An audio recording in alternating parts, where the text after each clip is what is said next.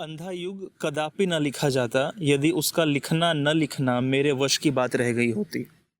इस कृति का पूरा जटिल वितान जब मेरे अंतर में उभरा तो मैं असमंजस में पड़ गया। थोड़ा डर भी लगा कि इस अभिशप्त भूमि पर एक कदम भी रखा कि फिर बचकर नहीं लौटूंगा। पर एक नशा होता है अंधकार के गरजते महासागर की चुनौती को स्वीकार करने का, पर्वताकार लहरों से खाली हाथ जूझने का, अनमापी गहराइयों में उतर जाने का और फिर अपने को सारे खतरों में डालकर आस्था के, प्रकाश के, सत्य के, मर्यादा के कुछ कणों को बटोर कर बचाकर धरातल तक ले जाने का। इस नशे में इतनी गहरी वेदना और इतना तीखा सुख घुला मिला रहता है कि उसके आस्वादन के लिए मन बेबस हो उठता है। उसी की उपलब्धि के लिए यह कृति लिखी गई। एक स्थल पर आकर मेरा मन डर मुक्त हो गया, मुझे डर लगना बंद हो गया।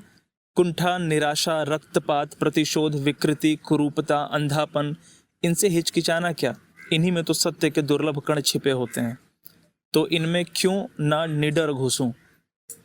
इनमें धस कर भी मैं मर नहीं सकता। हम ना मरें, मरी हैं संसारा। पर नहीं, संसार भी क्यों मरे? मैंने जब वेदना सबकी भोगी है तो जो सत्य पाया है वह अकेले मेरा कैसे हुआ? एक धरातल ऐसा भी होता है जहां निजी और व्यापक का अंतर मिट जाता है। वे भिन्न नहीं रहते, कहियत भिन्न न भिन्न। यह तो व्यापक सत्य है जिसकी निजी उपलब्धि मैंने की है। उसकी मर्यादा इसी में है कि वह पुनः व्यापक हो जाए। धर्मवीर भारती।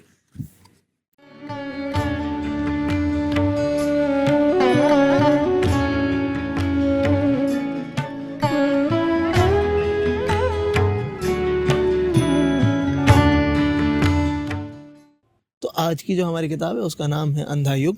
ये एक नाटक है, हिंदी नाटक, धर्मवीर भारती द्वारा लिखा गया है। धर्मवीर भारती भारत के बहुत प्रोमिनेंट नॉवेलिस्ट और प्ले राइटर हैं। इनकी कुछ इम्पॉर्टेंट रचनाएं हैं: गुनाहों का देवता, सूर्य का सातवां घोड़ा और ठंडा लोहा, 7 गीत वर्ष और अन्य उपन्यास। हाँ, आप कुछ बोलना चाहेंगे? तो मैंने कहीं सुना था या पढ़ा था कि जो नाटक है, तो नाटक 2 तरह के हो सकते हैं। एक जो सुनने के लिए लिखे जाते हैं, यानी ऑडियो के लिए, ऑडियो फॉर्मेट के लिए, और एक जो मंचन के लिए यानी दृश्य के लिए लिखे जाते हैं। ये दोनों ही में सफल है। अंधा युग दोनों ही फॉर्मेट्स में बहुत सफल है। पहले आकाशवाणी पे आया था, सबसे पहले आया अंधा युग, एंड देन थिएटर में। बैकग्राउंड शोर के लिए माफ़ी, बट क्या करें, चिड़ियाओं की चहचहाट लेने के लिए ऑडियो में ये भी सहना पड़ता है। गाड़ियों के गाने, क्योंकि शीशा बंद करके आप गाना नहीं सुन सकते हैं भारत में। पुलिस आपको गाड़ी से बाहर निकाल के गोली मार देती है सड़क पे, पता है आपको ये बात? गुड़गांव में अगर आप गाड़ी के शीशे सारे चढ़ा के गाना सुने ना अंदर, तो पुलिस बाहर निकाल के गोली मार तो देती है। सीडेशन का एक्ट लगता है इस पे। हाँ, यूएपीए लगता है। खुद योगी जी ट्रक पे, बुलडोजर पे बैठ के आपके घर आते हैं। और आपका घर कहीं पे भी हो पूरे भारत में। हाँ, सही बात है। वहाँ यूपी का बॉर्डर नहीं चलता। तो और आखिरकार वो भी है ना कि गेहूं के साथ घून भी तो आता है। तो चिड़ियाओं की चहचहाट के साथ हाँ, कुछ ये राक्षसों की कुछ तू राक्षसों तड़ाक भी की तो आएगी, सह लेंगे। तो चलिए आगे हम शुरू करते हैं। हमने क्यों अंधा युग चुनी? अंधा युग में हमें क्या मिला पहले बार पढ़ने और दूसरी बार पढ़ने, मतलब 2-3 बार पढ़ने के बाद, और आपको क्यों पढ़नी चाहिए अंधा युग? और कुछ एक्सर्ट्स भी निकालेंगे हम किताब में हाँ, से, कुछ पढ़ के सुनाएंगे भी। जो हमें लगता है कि रेलेवेंट हैं और बहुत ज़रूरी हैं। इससे आपको एक इंट्रोडक्शन अच्छा मिल जाएगा। लेकिन इंट्रोडक्शन मिल जाए इसका मतलब ये नहीं कि आप पढ़ें ना। इसको जितनी बार पढ़ा जाए उतनी बार आपको कुछ नया मिलेगा। तो हम सबसे पहले यहाँ आते हैं कि अंधा युग ही क्यों?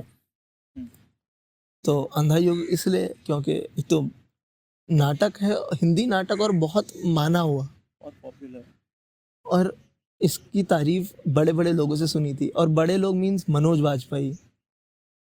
और इसको जिन्होंने निर्देशित किया वो भारत के हाँ, भगवान है वो थिएटर के भगवान है, जिन्होंने हाँ, इसका मंचन। इब्राहिम अलकाजी। हाँ, इब्राहिम अलकाजी साहब। हाँ, तो इसलिए इसको पढ़ना भी ज़रूरी था। और अंधा युग बहुत पॉलिटिकल एक तरह से नाटक है। है बेस्ड महाभारत के 18वें दिन से, हाँ 18वें दिन से शुरू युद्ध होता के है। बाद जो कुछ भी होता है हाँ। ना, युद्धोपरांत, हाँ 18वें दिन से बाद तक, कृष्ण हाँ, के मृत्यु तक। मृत्यु तक। ऐसा कहा जाता है कि युद्ध के 36 साल बाद कृष्ण की मृत्यु हुई थी। तो युद्ध से लेके 36 साल तक का एक छोटा संक्षेप वर्णन है। 104 108 पेजेस में, हाँ, पर बहुत कमाल। और पॉलिटिक्स का जो आइडिया है ना, बिल्कुल, मतलब उसको बहुत अच्छी तरीके से समझाता है। राजधर्म, पॉलिटिक्स, कूटनीति, हम्म, सोशल स्ट्रक्चर, आइडियल्स, आइडियल्स, और आइडियल्स कैसे बदलते हैं और हाँ, टूटते हैं। तो इसके लिए एक बहुत अच्छी स्टडी है ये किताब। मनोस्थिति लोगों की कैसे बदल जाती है, हम्म, क्या हो जाती है। हम्म। तो बहुत गहराई है इस किताब में एक्चुअली। और इन्हीं सबको मद्दे नजर रख के हमने पढ़ने की कोशिश करी थी। पहले पढ़ा था, अब तीसरी चौथी बार। तो पहले पढ़ने में तुमने क्या समझा था, और जब 2-3 बार पढ़ लिया तो अब तुम्हारे सामने क्या निकल के आता है इसका, अगर तुम बताना चाहो तो। मैं इसका आदित्य। कंपैरिजन करना चाहूंगा प्याज से। बहुत ठीक है। बढ़िया। हाँ, मतलब जितनी बार आप पढ़ेंगे ना, उतनी बार नई परतें खुलकर आती हैं सामने। उतनी बार ऐसा लगता है ना कि समंदर की गहराई बढ़ती चली जाती है। हाँ हाँ, समझ सकता हूँ। जितनी बार आप कूदते हैं गोता लगाने के लिए, आपको नई गहराई मिलती है। हाँ, बहुत बढ़िया। तो इस किताब में वो बात है। हाँ, और इसको जितनी बार पढ़ो, एक तो अंधा युग की बहुत अच्छी बात यह है कि यूजुअली कहानियाँ एक पर्सपेक्टिव से बताई जाती हैं। सो आपका ये प्रोटैगनिस्ट, ये देखो 3 तरह के पर्सपेक्टिव होते हैं। फर्स्ट पर्सन, कि आपका ये हीरो है और ये आपके प्रोटैगनिस्ट है, यही आपको कहानी सुना रहे हैं पूरी, तो इन्होंने जो बोला वो सत्य है, बाकी कुछ भी नहीं है। एक होता है सेकंड पर्सन, कि मैं आदित्य का दोस्त हूँ, मैं आदित्य की कहानी सुना रहा हूँ। और एक होता है थर्ड पर्सन, जहाँ पे आप ऊपर से सबको काम करते हुए देखते हो। अंधा युग का नैरेटिव कुछ इस प्रकार का है कि आप सबका फर्स्ट पर्सन लेते हो नैरेशन। तो आप गांधारी की चलो नजरें नहीं, मतलब हाँ, मतलब जो भी, हाँ, गांधारी के नजरिए से कहानी सुनते हो, ये युत्सु के नजरों से। और सबसे कमाल बात, आप पांडव और कृष्ण की नजरों से नहीं सुनते यहाँ पे। कृष्ण बीच में आते हैं सिर्फ 1 मिनट के लिए। हाँ, पर हाँ, मतलब मोस्टली कहानी जो कैरेक्टर यूजुअली साइड लाइन में थे महाभारत में, हाँ, इनको भी बोलना है। नहीं मानेंगे भाई। कोई बात नहीं। हाँ, चलो। जो जैसे युत्सु, इस कैरेक्टर का नाम मोस्टली लोगों को याद भी नहीं है। हाँ, और ज्यादातर लोगों को ध्यान भी नहीं रहता कि ये युत्सु कौन है। क्योंकि अगर बता देते हम क्या, ये युत्सु एक कौरव थे, मतलब दुर्योधन के भाई थे, उन्हीं 100 भाइयों में। हाँ, और वो चले जाते हैं पांडवों की तरफ युद्ध से पहले, क्योंकि वो कृष्ण को बहुत मानते थे और वो धर्म से लड़ना चाहते थे, तो वो पांडवों की तरफ चले जाते हैं। ऐसे ही कृपाचार्य, कृतवर्मा, कृपाचार्य नहीं, कृपाचार्य भी तो थे इसका। कृपाचार्य तो कौरवों के साइड से ही लड़ रहे थे, क्योंकि वो गुरु थे उनके। नहीं, पर कहानी में है ना कृपाचार्य, कैरेक्टर इसमें है ना, तो है कृपाचार्य। हाँ, अच्छा, कृतवर्मा। मुझे लगा ना कि तुम उनको बता रहे हो जो पांडवों के साइड से लड़ रहे। अच्छा, हाँ, फिर तो कृतवर्मा और युत्सु, हाँ, वो दोनों आए थे वापस ना।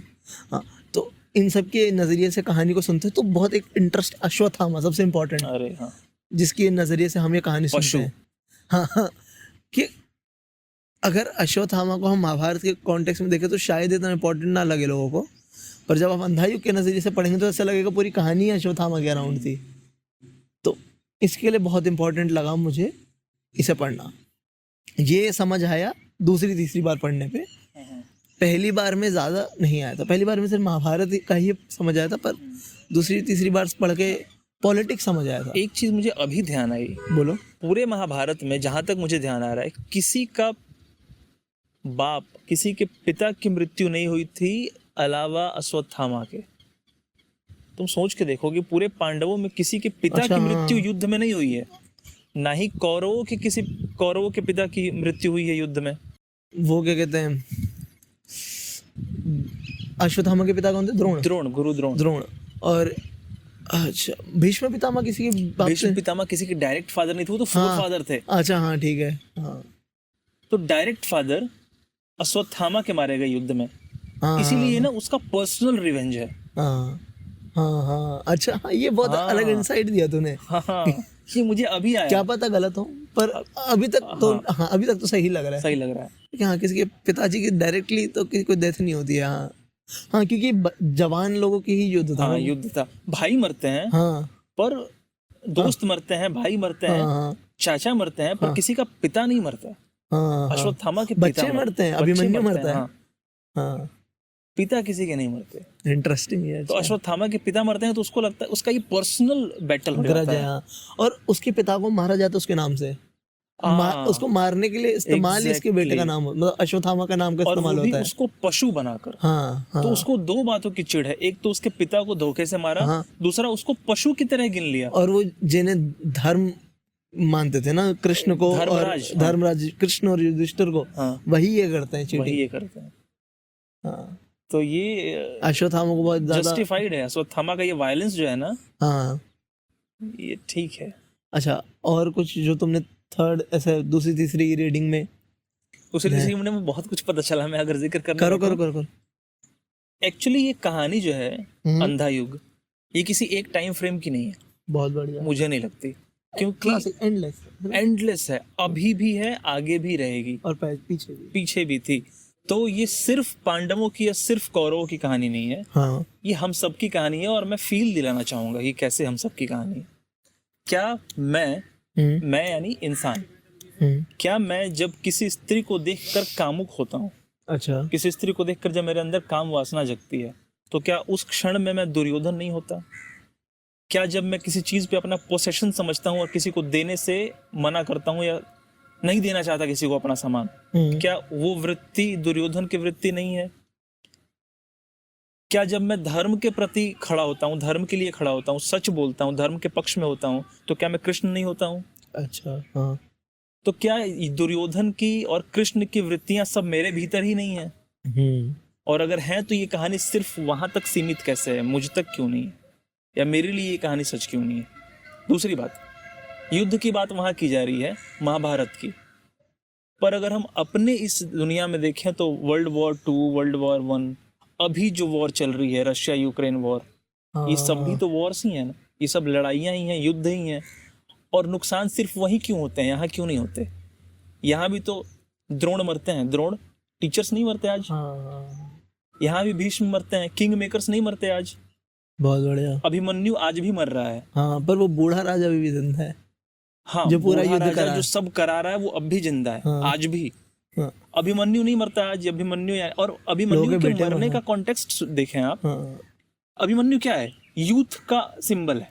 हाँ एक जवान लड़का जो कॉम्पिटेंट है, कैपेबल है लड़ने के लिए, सब कुछ जानता है, वो मरता है। हाँ और उसको मारते हैं गलत लोग, हाँ और उसको निहत्था मारते हैं। हाँ। आज का यूथ जो 15-20 साल का है बहुत मैच्योर नहीं है, और जो बहुत मैच्योर लोग हैं वो अपनी मैच्योरिटी का, अपनी पावर का गलत इस्तेमाल करके उसको भटकाते नहीं है। तो क्या मृत्यु सिर्फ शारीरिक होती है, मानसिक मृत्यु नहीं होती है, बुद्धि की मृत्यु नहीं होती है? हाँ, झूठ फैला के प्रोपेगेंडा फैला के आज के यूथ को हम जो मेलाइन कर रहे हैं, जो पोल्यूट कर रहे हैं, क्या वो अभिमन्यु की मृत्यु नहीं है? बहुत बढ़िया। या जो युद्ध में लोग मरते हैं आज भी, जो जवान मरते हैं, क्या वो अभिमन्यु नहीं है? तो आज भी भीष्म द्रोण मरते हैं, आज भी अभिमन्यु मरते हैं, हम सब दुर्योधन और कृष्ण साथ साथ हैं। तो इस कहानी को बहुत बार पढ़ने का एक फायदा तो ये हुआ कि मुझे सब कुछ अपने सामने ही दिखने लग गया। तो इंटरनल वॉरफेयर, हाँ, आप समझते हैं, और एक्सटर्नल भी, जो मुल्कों के बीच में हो रहा है और जो हमारे अंदर हो रहा है, या पर्सन फैमिलीज में, हाँ फैमिलीज में हो रहा है। हाँ। हर लेवल पे हो रहा है एक्चुअली, पर्सनल लेवल पे, फैमिली लेवल पे, सोशल लेवल पे, नेशनल इंटरनेशनल लेवल पे। हाँ और युद्ध के नुकसान सिर्फ लोगों को ही नहीं होते। हाँ क्या न्यूक्लियर वॉर गिरता है तो नेचर को नुकसान नहीं होता? हाँ, न्यूक्लियर बॉम्ब, हाँ हाँ हाँ। क्या इसी बात का जिक्र अंधा युग में नहीं है? हाँ, ब्रह्मास्त्र को एक तरह से न्यूक्लियर बॉम्ब की तरह ही हाँ, दिखाया गया है, क्योंकि फसल नहीं होगी वहाँ पे। जो आगे बच्चे पैदा होंगे वो डिफॉर्म्ड होंगे, वनस्पतियां गायब हो जाएंगी। हाँ हाँ हाँ हाँ। तो ये युद्ध और उनका नुकसान सिर्फ तभी नहीं था। और एक जो मुझे लगा इसमें अंधा युग में, जो मतलब समझ आया कि यहाँ पे बहुत बात क्लियर है पहले पन्ने से, कि वॉर में सबसे ज्यादा नुकसान होता है जो प्रजा है, कॉमनर है, जो मतलब या तो सोल्जर है, फुट सोल्जर का सबसे ज्यादा नुकसान है। वही सबसे ज्यादा मर रहे हैं, उन्हीं की औरतें विधवा हो रही हैं, बच्चे मर रहे हैं, और जिनके कॉन्सेंट से युद्ध हुआ भी नहीं था। हाँ हाँ, उनका कॉन्सेंट लिया भी नहीं गया था। हाँ, जिनको शायद उस कॉन्फ्लिक्ट से फर्क भी नहीं पड़ता कि उसकी बीवी हंस दी उस पे, या फिर सारा राजपाट छीन लिया, उन्हें नहीं फर्क पड़ता, पर मरे सबसे पहले वही। यूक्रेन में पैदल चलते हुए अगर हम किसी आदमी को पकड़ लें, आम आदमी जो जॉब पे जा रहा है, पूछें कि तुम्हारी मर्जी से ये लड़ाई हो रही है क्या, तो क्या उसकी मर्जी से ये लड़ाई हो रही है? सही बात है, नहीं हो रही है, पर नुकसान तो उसका हो रहा है। सबसे ज्यादा उसी का नुकसान सबसे ज्यादा हो रहा है। हाँ इवन हमारा नुकसान सबसे ज्यादा हो रहा है। इकोनॉमी फ्लक्चुएट हो रही है, हाँ तो हमारे लाइव्स पर डायरेक्ट असर नहीं पड़ रहा, पर क्या हमारी मर्जी से वो लड़ाई हो रही है? नहीं हो रही है। नहीं हो रही है, बहुत तो बढ़िया। कुछ दो लोगों की मर्जी से लड़ाई हो रही है और जिसका नुकसान पूरी दुनिया भुगत रही है। Ego exactly. ईगो जितने बड़े हैं लोगों के, ईगो, हाँ, अहंकार के चलते जो ये लड़ाइयाँ हो रही हैं, हाँ उसका नुकसान सभी झेल रहे हैं। क्या बात तब भी झेल रहे थे, आज भी झेल रहे हैं। क्या बात है। तो ये एक टाइम फ्रेम में लिमिटेड स्टोरी नहीं है, कदापि नहीं है। हाँ। अच्छा, एक यहाँ से सवाल आता है, लोग पूछेंगे कि महाभारत में तूने, क्योंकि दोनों पढ़ा है, मैंने महाभारत नहीं पढ़ी है। मैंने महाभारत टीवी देखा है और सुनी है, वो बाल महाभारत पढ़ी है जो 7वीं क्लास में सिलेबस में होती है। तो तुमने दोनों महाभारत भी पढ़ी है, ये भी पढ़ी है, तुमने शायद निराला वाली महाभारत भी पढ़ी है। हाँ। तो तुम्हें फर्क क्या दिखा महाभारत में और अंधा युग में? अंधा युग को ज़्यादा रेलेवेंट बनाने की कोशिश की गई है। अंधा युग में वो पार्ट्स भी दिखाए गए हैं, वो बातें भी लिखी गई हैं जो महाभारत में नहीं है, पर धर्मवीर भारती की ये महानता है कि उन्होंने कुछ ऐसे पार्ट्स ऐड किए हैं जिनसे वो सीन्स या वो बातें, वो सिनेरियोज ज़्यादा साफ होकर सामने आती हैं, ज़्यादा उभर कर सामने आती हैं। जैसे दो प्रहरियों की बातचीत, बहुत बढ़िया। ये महाभारत में नहीं है, पर कुछ दो मेजर सीन्स के बीच में ये जो बातचीत आ जाती है ना प्रहरियों की, इससे बहुत कुछ खुल जाता है। वो जो प्रजा है वहाँ की, हस्तिनापुर की, इंद्रप्रस्थ की, उनका कॉन्शियस है एक तरह से। वो दो प्रहरी है, गार्ड है। हस्तिनापुर था ना, हस्तिनापुर जहाँ पे कौरव राज करते थे। हाँ, तो उनके महल के दो वो हैं, गार्ड्स हैं, उनकी बातचीत है और बहुत अच्छी बातचीत है। मुझे शायद अच्छा चलो, जब तुम ढूंढ रहे हो, मैं एक ऐसी थोड़ा सा बता देता हूँ एक्स्ट्रा, कि ये जो अंधा युग है ये 5 एक्ट में डिवाइडेड है। जो अच्छा, ये है तो हिंदी प्ले, पर ये इंडियन क्लासिकल प्ले रूल्स को फॉलो नहीं करता है, ये वेस्टर्न रूल्स को फॉलो करता है। तो एक्ट में डिवाइडेड है।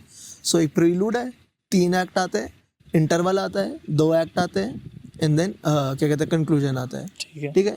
और अगर 5 एक्ट हैं जो उन्हें बांटेंगे, तो पहला एक्ट होता है अ बिगिनिंग, जहाँ पे हम इंट्रोडक्शन लेते हैं, प्रीलूड, समझाते हैं कि कौन एक्टर कौन है, कौन कैरेक्टर कौन है, किसका क्या काम है। सेकंड में होता है कॉन्फ्लिक्ट बिल्डिंग। थर्ड में होता है कॉन्फ्लिक्ट टॉप पे पहुंच जाता है।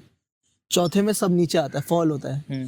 5वें में जो भी अभी तक कहानियां शुरू हुई थी ना, सबको जोड़ दिया जाता है एक जगह पे, कंक्लूड करके खत्म कर दिया जाता है। तो इसी को ही, पैटर्न को ही फॉलो करता है ये प्ले। अमूमन हर प्ले, कुछ प्लेस होते हैं जैसे 1 एक्ट प्ले होते हैं, अच्छा, जो वर्ल्ड वॉर 2 के बाद प्रोमिनेंट हुए थे, जैसे वेटिंग फॉर गदौत। अच्छा, ये एक प्ले है। तो इसमें क्या है कि बस 2 आदमी हैं, खड़े हैं, किसी का वेट कर रहे हैं और बातचीत कर रहे हैं, कुछ भी रैंडम। तो वो एक एक्ट है, उसमें कुछ भी नहीं एक्स्ट्रा इधर उधर, मतलब उसमें कोई कंक्लूजन नहीं ड्रॉ हो रहा, कुछ भी नहीं हो रहा, कोई कन्फ्लिक्ट नहीं बन रहा है, बस वो चल रहा है। कुछ 3 एक्ट फॉलो करते हैं, कुछ 5 करते हैं, कुछ 4 करते हैं। तो ये राइटर्स पर डिपेंड करता है, पर यूजुअली यही वाला सबसे कॉमन है, 5 एक्ट 3 एक्ट। फिल्मों में भी ये यूज होता है। मैं जो प्रहरियों की बातचीत कह रहा था ना, वो एक सेगमेंट है, मुझे बहुत अच्छा लगा। इससे साफ हो जाएगी ये बात कि क्यों धर्मवीर भारती का ये जो एक्स्ट्रा इन्होंने ऐड किया है, ये कितना इंपॉर्टेंट है। जब युयुत्सु आत्महत्या कर लेता है, तो प्रहरियों की बातचीत सुनो। पहला प्रहरी कहता है कि युद्ध हो या शांति हो। दूसरा प्रहरी कहता है रक्तपात तो होता है। फिर पहला कहता है अस्त्र रहेंगे तो, दूसरा कहता है उपयोग में तो आएंगे ही। मतलब अगर आपके पास वेपन्स हैं, तो यूज तो होंगे, चाहे अपने पे हो जाए, चाहे पराये पे हो जाए। पहला प्रहरी कहता है अब तक वे अस्त्र दूसरों के लिए उठते थे। दूसरा कहता है आज वो अपने विरुद्ध उठे हैं, आत्मघात के लिए उठे हैं। बहुत बढ़िया। तो अगर गलत चीज आपके पास रहेगी तो सिर्फ दूसरों का नुकसान नहीं करेगी, आपका अपना नुकसान भी करेगी। वही है ना कि अगर तुम दूसरों को हार्म करने के लिए कुछ बना रहे हो, कुछ तैयार करो, तो शायद वो तुम पे भी हाँ, अब चल सकता है। अब अगर हम नेबरिंग कंट्रीज पे न्यूक्लियर बॉम्ब गिरा दें हाँ, तो हम कब तक सेफ रह पाएंगे? हमारे तक भी आई जाएगी रेडिएशन, रेडिएशन हम तक नहीं आएंगी, हमें नुकसान नहीं और पहुंचाएंगे। वो भी तो मार सकते हैं वो। हाँ, तो कोई भी गलत एक्ट कभी किसी और को नुकसान नहीं पहुंचाता, हमें ही भी, नुकसान हाँ, पहुंचाता है, मतलब हमें भी हमें पहुंचाएगा भी पहुंचाएगा। डायरेक्टली इनडायरेक्टली हम तक वापस आएगा, वही cycle, Karma, life cause cycle. And effect, कर्म सिद्धांत। हाँ, तो ये काफी इंटरेस्टिंग था। चलो हम कुछ पढ़ते हैं, हाँ, Parts कुछ सेगमेंट्स पढ़ते हैं। पढ़ते हैं। पर्याप्त इंट्रोडक्शन कर लिया हमने। शुरुआत में एक्चुअली शुरू में ना एक वो होता है, एक गीत का शुरुआत है, गीत से शुरुआत है, हाँ, हाँ, जिसको मंगलाचरण के नाम से यहाँ लिखा गया है। ठीक है। ठीक है, मंगलाचरण। इसमें ये प्रोफेसी मुझे बहुत अच्छी लगी, अच्छा, इसमें जो लिखी गई। अच्छा, क्या है कि जिस युग का वर्णन इस कृति में है उसके विषय में विष्णु पुराण में लिखा गया है। क्या? उस भविष्य में धर्म अर्थ हासोन्मुख होंगे, क्षय होगा धीरे धीरे सारी धरती का। आज के कॉन्टेक्स्ट में बात की जा रही है, और बताने की जरूरत नहीं है कि धरती का क्षय कैसे हो रहा है। हाँ, क्षय को ट्रांसलेट कर दो, नुकसान, हाँ, डिक्लाइन। डिक्लाइन। हाँ, सत्ता होगी उनकी, ये बहुत इंटरेस्टिंग है, हाँ, सत्ता होगी उनकी जिनकी पूंजी होगी। ये तो कैपिटलिज्म पे बात हो रही है, पूंजीवादी जो की। आज का फैक्ट है। हाँ, कि तुम्हें भी पता है कि कौन चला रहा है मुल्क। तो सत्ता होगी उनकी जिनकी पूंजी होगी, हाँ, जिनके नकली चेहरे होंगे केवल उन्हें महत्व मिलेगा। बहुत बढ़िया। राज शक्तियां लोलुप होंगी, जनता उनसे पीड़ित होकर गहन गुफाओं में छिप छिप कर दिन काटेगी। बहुत बढ़िया, ये बहुत अच्छा बात है। हाँ, मतलब और ये बताते हैं शायद आगे कि कौन सी गुफाएं, या हाँ, गहन गुफाएं वे सचमुच की या अपने कुंठित अंतर की। हाँ, इसको देखा तुमने, वो पढ़ी है 1984?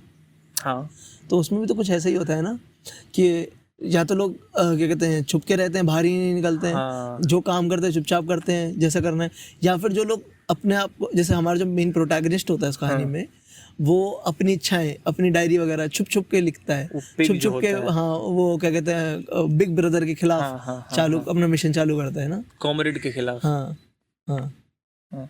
इसके बाद लिखा गया है युद्धोपरांत करके एक छोटा सा पैराग्राफ है, वहां लिखा है कि यह अंधा युग अवतरित हुआ जिसमें स्थितियां, मनोवृत्तियां, आत्माएं सब विकृत हैं। विकृत, डिस्टॉर्टेड, सब विकृत हैं। है एक बहुत पतली डोरी मर्यादा की, पर वह भी उलझी है दोनों ही पक्षों में। सिर्फ कृष्ण में साहस है सुलझाने का। वह है भविष्य का रक्षक, वह है अनासक्त, अनअटैच्ड, अनआइडेंटिफाइड विथ एनीथिंग और एनीबॉडी। तो कृष्ण न किसी चीज से जुड़े हैं, ना किसी व्यक्ति से जुड़े हैं, वो अनासक्त हैं, वो बीच में हैं। पर शेष अधिकतर हैं अंधे, पथभ्रष्ट, आत्महारा, विगलित, अपने अंतर की अंध गुफाओं के वासी। यह कथा उन्हीं अंधों की है, या कथा ज्योति की है अंधों के माध्यम से। बहुत बढ़िया, ये अच्छी है, अच्छा, कथा ज्योति की है अंधों के माध्यम से। अच्छा, एक क्वेश्चन, कि तुझे क्या लगता है कि कृष्ण यहाँ पे सिर्फ भगवान है या कुछ और, मतलब क्या है? कृष्ण एक एनलाइटेड पर्सन है मुझे लगता है। हाँ, या फिर वो भी कृष्ण कुछ सिंपलीफाई हम इतना भी तो कर सकते हैं, बुद्धि की तरह। वही ना, मैं मतलब बहुत हाईली इंटेलेक्चुअल है। हाँ, हाँ, हाँ, उन्हें सब कुछ क्लियर कट समझ आता है कि क्या हो रहा है, क्यों हो रहा है, इसके रिजल्ट्स क्या होंगे। या फिर ये इसी तरीके से है ना कि कृष्ण मतलब हर इंसान में बुद्धि का इस्तेमाल करके, हाँ, वो अंधे युगों को खत्म कर सकता है, अपनी आंखों की नहीं, अपने मन की पट्टी उतार के, हटा के। हाँ, मतलब बाहर और भीतर दोनों जगह ज्योति जला सकते हैं। हाँ, मुझे ये लगा थोड़ा कृष्ण एक मेटाफर की तरह इस्तेमाल हो सकता है। हाँ, कृष्ण है ही मेटाफर, इंटेलेक्ट के मेटाफर हैं कृष्ण। हाँ, इंटेलेक्ट, ये बहुत सही है। हाँ, इंटेलेक्ट के मेटाफर हैं कि अगर आप इंटेलेक्ट को यूज करें, वृत्तियों का यूज ना करें। अब ये यहाँ पहली लाइन कहती है कि जिसमें स्थितियां, मनोवृत्तियां, आत्माएं सब विकृत हैं। अगर आप सिचुएशनल डिसीजंस लेंगे तो भी डिस्टॉर्टेड होंगी, रिएक्शनरी होंगी। अगर आप अपने मेंटल डिसीजंस लेंगे, मतलब अपने सोच के, अपनी मेमोरीज पास्ट के बेसिस पे, अच्छा, तो भी डिस्टॉर्टेड होंगी। अच्छा, एक ही डिसीजन डिस्टॉर्टेड नहीं हो सकती है, वो है इंटेलेक्चुअल डिसीजन। अच्छा, सब कंसीडर करके जब आप सब कंसीडर करके, हाँ, निष्पक्ष होके। अच्छा। एक किताब है, मैं नहीं जानता कौन सी किताब है, जैसे मैं किताब खरीदने जाता हूँ तो मैं पहले आधे घंटे कई किताबें उठाकर बीच बीच में कुछ लाइंस पढ़ता हूँ। ठीक है। उन्हीं में से एक लाइन मैंने पढ़ी थी, you can't be honest until you are unidentified। अच्छा। हाँ। अगर आपकी कोई भी आइडेंटिटी है ना, तो आप ऑनेस्ट तो नहीं है, क्योंकि आप उसके पक्ष में हो जाएंगे। हाँ हाँ हाँ हाँ, गुड गुड गुड, ये अच्छा। तो कृष्ण आइडेंटिटी लेस इंसान है, कोई आइडेंटिटी नहीं है उन पे। तो जब जब भी कुछ बोलेंगे ना, तो एकदम ऑनेस्ट बोलेंगे। बहुत बढ़िया। तो ये कृष्ण है। हाँ। और अगर कृष्ण को सिर्फ यही नहीं दिखाया गया है, हमने रश्मि रथी पे कभी जिक्र पढ़ा नहीं, हमने यहाँ रश्मि रथी कभी पढ़ेंगे, हाँ। वहां भी तो कृष्ण की चेतावनी में वो ये सब बातें कहते हैं। हम्म। युद्ध के खिलाफ कितना आगाह करते हैं सबको, जा करके समझाते हैं कि अगर युद्ध हुआ तो क्या क्या होगा। हाँ हाँ, गुड। कितना भयावह दृश्य दिखाते हैं। हाँ। दुर्योधन को बल्कि दिखा देते हैं कि तेरा क्या होगा देख। हाँ, और वो हर तरीके से समझाने की। हर तरीके से समझाने की कोशिश करते हैं। हाँ, गुड। कोई नहीं मानता। हाँ, सो इसको मतलब सिर्फ रिलीजियस कॉन्टेक्स्ट में नहीं, कदापि नहीं, कभी नहीं। हाँ, आप सिर्फ लॉजिकली भी समझ सकते हैं, ये कह सकते हैं हम, सिर्फ लॉजिकली समझ सकते हैं। लॉजिक या फिर हाँ, या फिर हम आइडियोलॉजिकल नहीं, इंटेलिजेंस का यूज करें तो शायद इंटेलेक्चुअली बहुत बेहतर समझ पाएंगे। जैसे ही आइडेंटिफाइड हो जाएंगे ना धर्म से, बात बिगड़ जाएगी। चलो मैं बोल, हाँ चलो अब जो मुझे दिया है आदित्य ने पढ़ने के लिए, वो सबसे मुश्किल पार्ट है इस पूरे प्ले का, बल्कि बहुत इंपॉर्टेंट पार्ट है। हाँ, तो ठीक है, इसका बैकग्राउंड दे देते हैं कि ये अश्वत्थामा बोल रहे हैं। ठीक है, हारा हुआ अश्वत्थामा जंगल में अकेला खड़ा हुआ बोल रहा है, जो अफसोस से भरा है अपने पिता के मृत्यु गुस्से से, क्रोश कृष्ण के खिलाफ। हाँ। ठीक है, अश्वत्थामा, यह मेरा धनुष है, धनुष अश्वत्थामा का, जिसकी प्रत्यंचा खुद द्रोण ने चढ़ाई थी। आज जब मैंने दुर्योधन को देखा, निशस्त्र, दीन, आंखों में आंसू भरे, मैंने मरोड़ दिया अपना इस धनुष को, मैंने मरोड़ दिया अपने इस धनुष को। कुचले हुए सांप सा, भयावह किंतु शक्तिहीन मेरा धनुष यह है, जैसा है मेरा मन। किसके बल पर लूगा मैं अब प्रतिशोध, पिता की निर्मम हत्या का वन में, भयानक इस वन में भी भूल नहीं पाता हूँ मैं। कैसे सुनकर युधिष्ठिर की घोषणा कि अश्वत्थामा मारा गया, शस्त्र रख दिए थे गुरु द्रोण ने रणभूमि में, उनको थी अटल आस्था युधिष्ठिर की वाणी में। पाकर निहत्था उन्हें पापी धृष्टद्युम्न ने, अस्त्रों से खंड खंड कर डाला। भूल नहीं पाता हूँ मेरे पिता थे अपराजय, अर्ध सत्य से ही युधिष्ठिर ने उनका वध कर डाला। उस दिन से मेरे अंदर भी जो शुभ था, कोमलतम था, उसकी भ्रूण हत्या युधिष्ठिर ने अर्ध सत्य ने कर दी। धर्मराज होकर वे बोले, नर या कुंजर, मानव को पशु से उन्होंने पृथक नहीं किया। उस दिन से मैं हूँ पशु मात्र, अंध बर्बर पशु, किंतु आज भी मैं एक अंधी गुफा में हूँ, भटक गया। गुफा ये पराजय की। दुर्योधन सुनो द्रोण सुनो, मैं ये तुम्हारा अश्वत्थामा, कायर अश्वत्थामा, शेष हूँ अभी तक, जैसे रोगी मुर्दे के मुख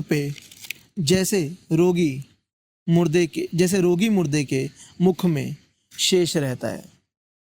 गंदा कफ, बासी थूक, शेष हूँ अभी तक मैं। आत्मघात कर लूं इस नपुंसक अस्तित्व से छुटकारा पाकर, यदि मुझे पिछली नरकग्नि में उबलना पड़े तो भी शायद इतनी यातना नहीं होगी, किंतु नहीं, जीवित रहूंगा मैं, अंधे बर्बर पशु सा। वाणी हो सत्य धर्मराज की, मेरी इस पसली के नीचे 2 पंजे उगाए, मेरी ये पुतलियां बिन दांतों के चीत खाएं, पाए जिसे वध केवल वध अंतिम अर्थ बने, मेरे अस्तित्व का किसी के आने की आहट, आता है कोई शायद पांडव योद्धा है, आहा अकेला निहत्था है, पीछे से छिपकर इस पर करूँगा वार, इन भूखे हाथों से धनुष मरोड़ा है, गर्दन मरोड़ूंगा, छिप जाऊं इस झाड़ी के पीछे। हाँ, तो ये अश्वत्थामा है। और देखा होगा तुमने कि कैसे अश्वत्थामा खुद का एनिमलिस्टिक नेचर बाहर निकाल के ला रहे हैं। पागल सा हो गया है, हाँ, जानवर सा हो गया है। और वो देखा जाए एक तरह से अपने ही एनिमी को सही प्रूव कर रहा है। हाँ, अब वो जानवर ही बन रहा है। आखिर में वो कहता भी है कि मैं जानवर बना नहीं, मुझे जानवर बनाया गया। हाँ, और मैं युधिष्ठिर की वाणी को सच करूंगा, सत्य करूंगा। हाँ। और मेरे कमर से नीचे सब कुछ पंजा बन जाएगा और मेरी आंखें में दांत आ जाएंगी। क्या बात है। और देखा कि बस इसके बाद वो सिर्फ मारना चाहता है, वो सोच भी नहीं रहा है कुछ नहीं है, किसी को भी मारता है। हाँ, और अपने आप यहाँ पे अज्यूम कर रहा है कि जो आहट है ना चलने की, ये कोई पांडव ही होगा, मार देता हूँ जाके बस। हाँ, तुम पढ़ो आगे। आगे वैसे तो इसमें बहुत कुछ इम्पोर्टेंट है, पर एक है कि एक पार्ट आता है जहाँ संजय अपनी निष्क्रियता बताते हैं। वो कहते हैं कि मैं कैसे कुछ नहीं कर पाता हूँ। हाँ हाँ हाँ, बहुत ठीक बढ़िया। है, मैं कैसे हेल्पलेस हूँ, कुछ नहीं कर पाता हूँ। वहाँ वो कहते हैं कि मैं संजय हूँ जो कर्मलोक से बहिष्कृत है। कर्मलोक यानी जहाँ काम किए जाते हैं, जहाँ कर्म किए जाते हैं। तो क्योंकि संजय कोई कर्म नहीं करते हैं, मैं संजय हूँ जो कर्मलोक से बहिष्कृत हूँ। मैं 2 बड़े पहियों के बीच लगा हुआ एक छोटा निरर्थक शोभा चक्र हूँ, शोपीस हूँ, जो बड़े पहियों के साथ घूमता है पर रथ को आगे नहीं बढ़ाता और न ही धरती को ही छू पाता है, और जिसके जीवन का सबसे बड़ा दुर्भाग्य यह है कि वो धुरी से उतर भी नहीं सकता। बहुत बढ़िया। अब यहाँ समझने वाली बात यह है कि संजय एक आम इंसान है जो 2 बड़े लोगों के बीच में फंस गए हैं। एक है कृष्ण जो धर्म के प्रतीक हैं, और संजय भी मन से धार्मिक हैं। तो मन ही मन वो कृष्ण के साथ हैं, कृष्ण से सहमत हैं। तो उनका अंतर्मन तो धर्म के पक्ष में खड़ा है, पर बाहर से वो दिखाने के लिए धृतराष्ट्र के साथ खड़े हैं, क्योंकि वो धृतराष्ट्र के लॉयल मिनिस्टर हैं, एक मंत्री हैं। हाँ। तो वो धृतराष्ट्र के साथ खड़े हैं। तो हो गया ना 2 एक्सट्रीम्स पे खड़े होना, एक पाप के पक्ष में और एक पुण्य के पक्ष में। तो इन 2 एक्सट्रीम्स के बीच संजय पिस जाते हैं, कुछ नहीं कर पाते, ना कोई चेंज ला पाते हैं, ना कोई काम कर पाते हैं। तो उसी का अफसोस जता रहे हैं वो यहाँ कि मेरा जीवन ऐसे ही बीत गया 2 पहियों के बीच में।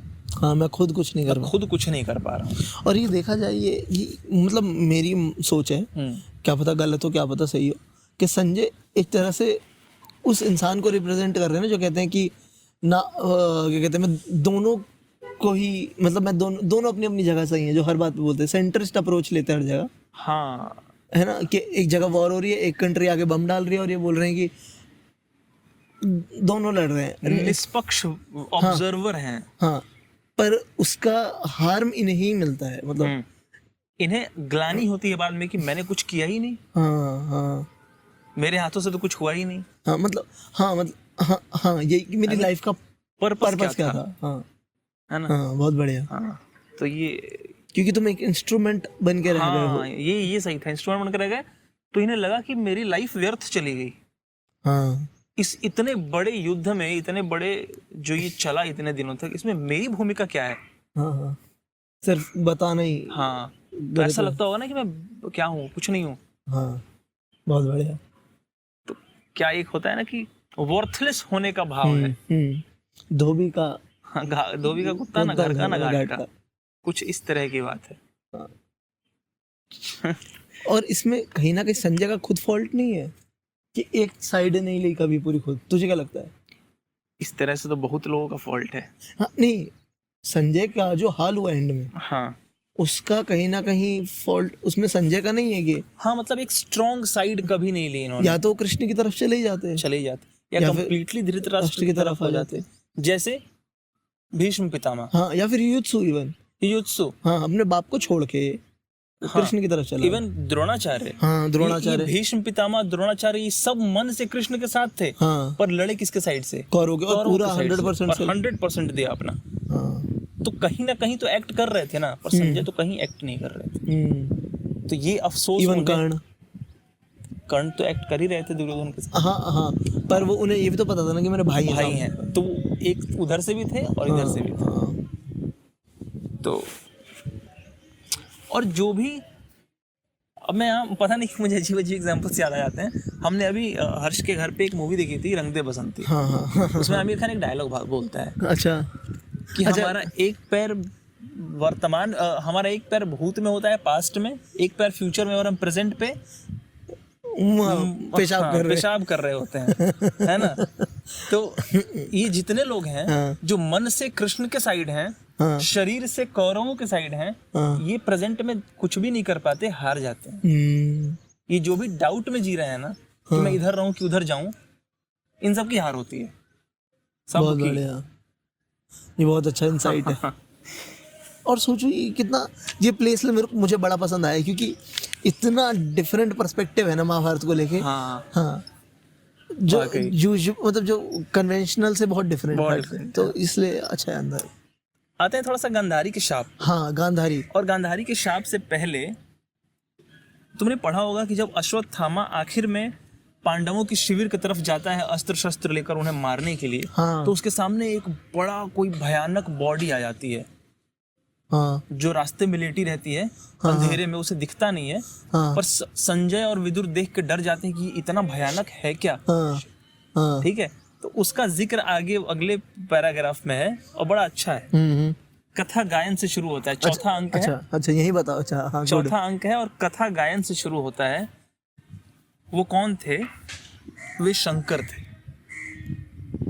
ठीक है, वे शंकर थे, वे रौद्र वेशधारी विराट प्रलयंकर थे, जो शिविर द्वार पर दिखे अश्वत्थामा को। अनगिनत विष भरे सांप भुजाओं पर बांधे, वे रोम रोम में अगणित महाप्रलय साधे, जो शिविर द्वार पर दिखे अश्वत्थामा को। बोले वे जैसे प्रलय मेघ गर्जन स्वर, मुझको पहले जीतो तब अंदर जाओ। युद्ध किया अश्वत्थामा ने पहले है, और कौन जो दिव्यास्त्रों को सहले। शर शक्ति प्रास नाराज गदाएं सारी लोग क्रोधित हो अश्वत्थामा ने मारी, वे उनके एक रोम में समा गईं सब। पर हार मान वंदना लगा करने तब, जटा कटाह संभ्रमण्य लिंप निर्झरी, समा विलोल विचिवल्लरी विराजमान मूर्धनि, धगत धगत धगत ज्वलल ललाट पट्टपावके, किशोर चंद्रशेखरे रतिः प्रतिक्षणम मम। वे आशुतोष हैं, हाथ उठाकर बोले अश्वत्थामा तुम विजयी होगे निश्चय, हो चुका पांडवों के पुण्य का अब क्षय। मैं कृष्ण प्रेमवश अब तक इनकी रक्षा करता था, मैं विजय दिलाता, इनमें नया पराक्रम भरता था, पर कर अधर्म वध द्वार उन्होंने स्वतः मृत्यु के खोले।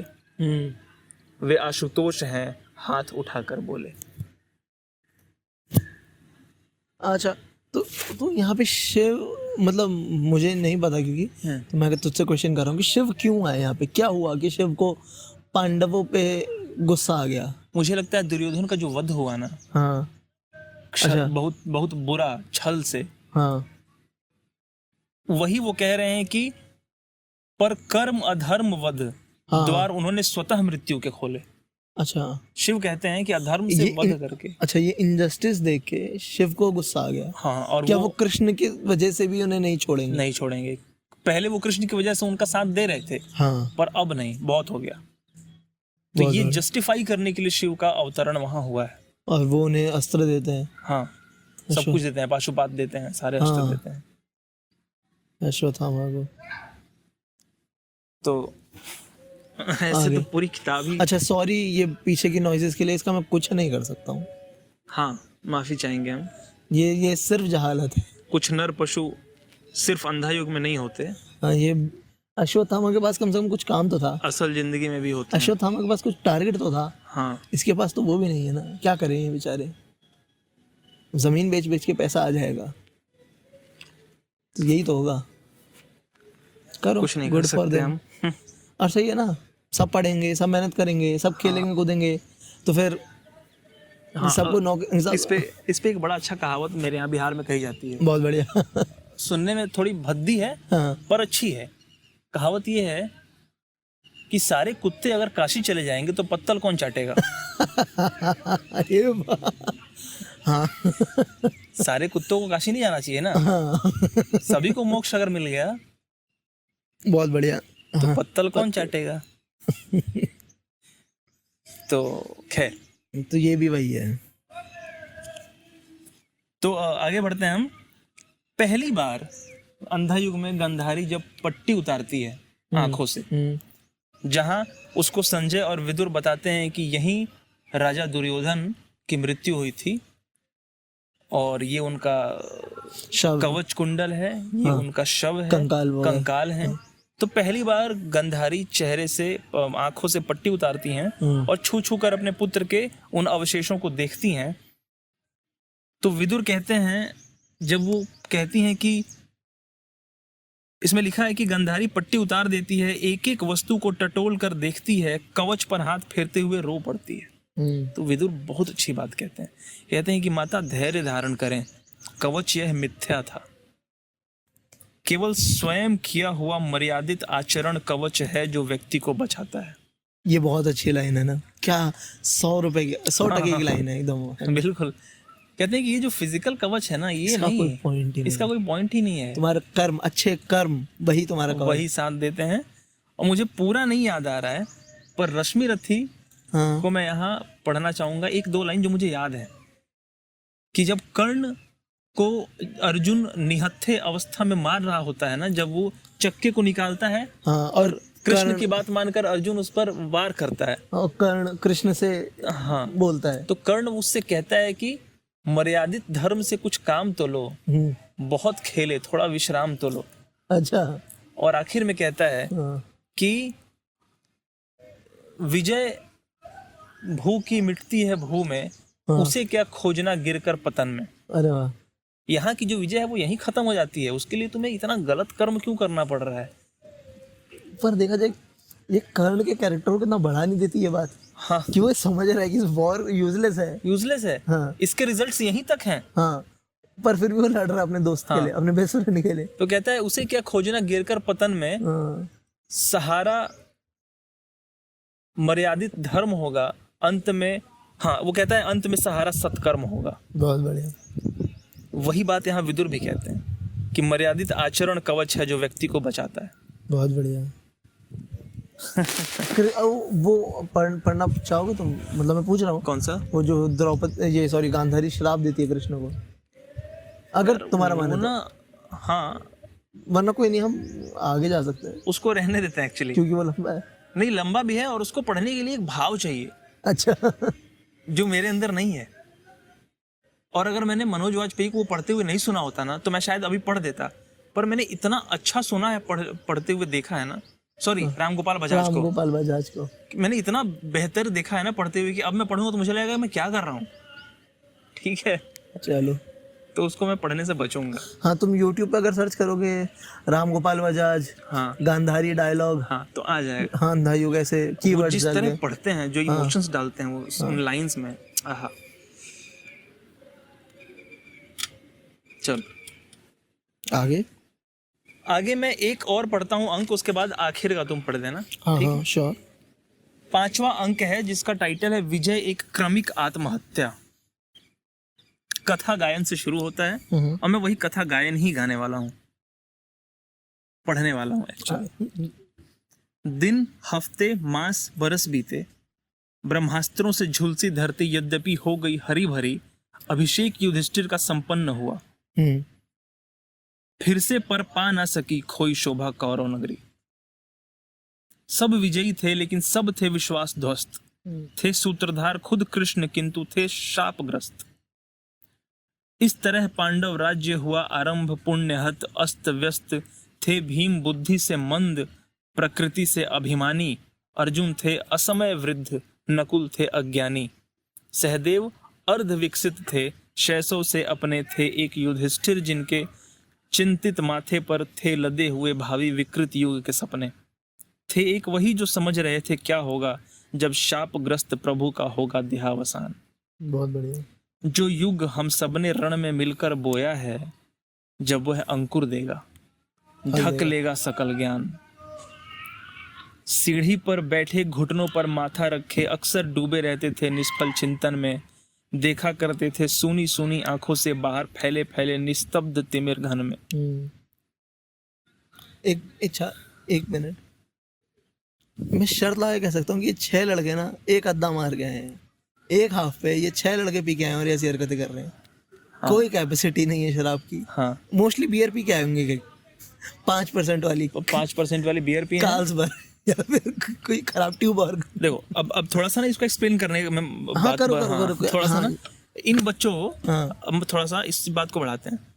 अब देखो बच्चे तो नहीं बचे ये वैसे। बच्चे तो नहीं है ये। हाँ तो ये ना पढ़ते हैं, हाँ पढ़ने में तो इनका हाथ वैसे ही तंग है, हाँ, क्लास में ही नहीं बैठते, हाँ, ना ये ठीक से बदमाशी करते हैं, हाँ। ना ठीक से मारपीट कर पाते हैं, हाँ, ना स्पोर्ट्स अच्छा, ना स्पोर्ट्स में खेलते हैं ना बढ़िया, आर्ट अच्छा। ना कोई आर्ट आता है, ना हाँ। कोई स्किल हाँ है ना दारू ही की कैपेसिटी है। हाँ, एक बियर में या तो बैक कर मार देंगे, उल्टी।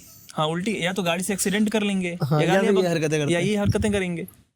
तो इन पे कुछ नहीं है देखा जाए गुड तो। For nothing, lost cause. Lost case हैं। हाँ, गॉन ठीक केस। है, हाँ ये गॉन केस है, ना ही अर्न करते हैं अपना। हाँ, तो करते क्या है क्या ये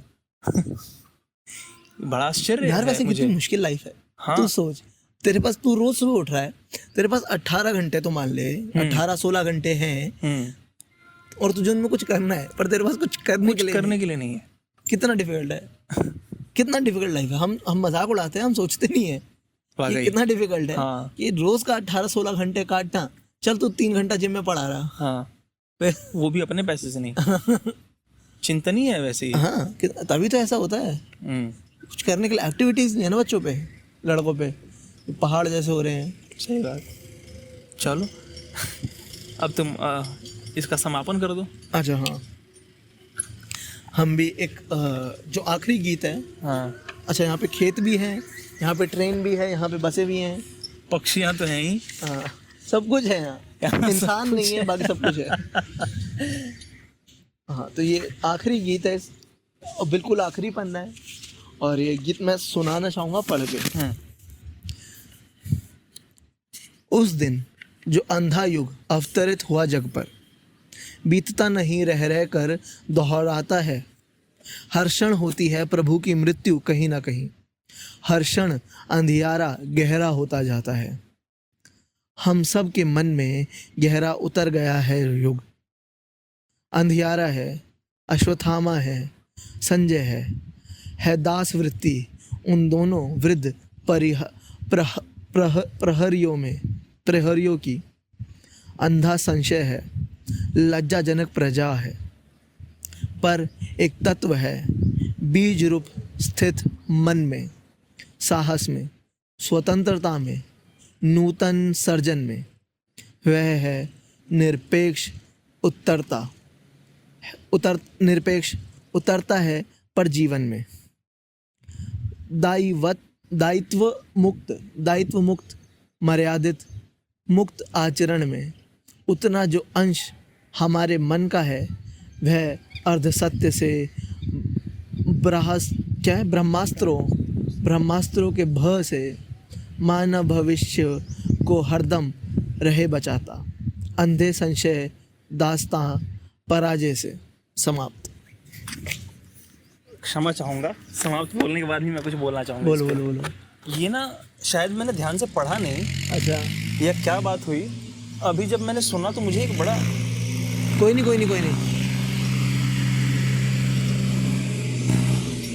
तो मुझे एक बहुत अच्छी चीज़ इसमें मिली, वो ये कि यहाँ लिखा है आखिर में कि पर एक तत्व है, हाँ, बीज रूप स्थित मन में, साहस में, स्वतंत्रता में, नूतन सर्जन में।